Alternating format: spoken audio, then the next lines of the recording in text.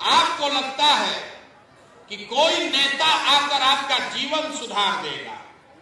जो नेता आता है वो यही कहता है कि हम पर भरोसा कीजिए, हमको वोट दे दीजिए, हम आएंगे तो आपका सब परेशानी दूर कर देंगे। आप भरोसा करके धोखे में आकर वोट देते हैं। एक बार नहीं, यहां बैठे हुए लोग आपने 3 बार, 4 बार, 5 बार पिछले 40-50 साल में कई बार वोट दे दिया, लेकिन आपका जीवन नहीं बदला। आप अपने घर पर बैठते हैं, दलान में, खेत खलिहान में बैठते हैं, तो दिन भर बैठ के यही बतियाते हैं कि आपकी ये दुर्दशा क्यों है। आपको लगता है कि सरकार अच्छा काम नहीं कर रही है।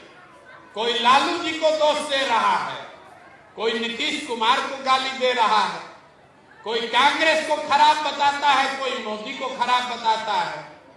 तो हम आपको बता रहे हैं कि किसी नेता को और दल को गाली देने से आपका जीवन नहीं सुधरेगा। आप अपना समय बर्बाद कर रहे हैं। आप ये मान लीजिए कि जितने दल और जितने नेता जिनको भी आपने चुना, सब ने अच्छा काम किया। मान लीजिए कि यहां 30-40 साल कांग्रेस ने अपने शासन में अच्छा काम किया। ये भी मान लीजिए कि लालू जी के राज में सामाजिक तौर पर पिछड़े लोगों को आवाज मिल गई, सामाजिक न्याय हो गया। ये भी मान लीजिए कि नीतीश कुमार के राज में सड़क बन गई, बिजली आ गई, मोदी जी प्रधानमंत्री बने तो भारत का नाम बढ़ गया। लेकिन अगर सबका बात सही मान भी लीजिएगा तो भी इस बात से कोई इनकार नहीं कर सकता है कि बिहार आज देश का सबसे गरीब, सबसे पिछड़ा, सबसे ज्यादा अशिक्षित, सबसे ज्यादा भुखमरी और सबसे ज्यादा बेरोजगारी वाला राज्य है। इस सत्य से तो कोई इनकार कर ही नहीं सकता है। तो काहे के लिए समय बर्बाद कर रहे हैं कि लालू खराब की नीतीश खराब, मोदी खराब की कांग्रेस खराब। आप अपने परेशानी का कारण पहले समझिए।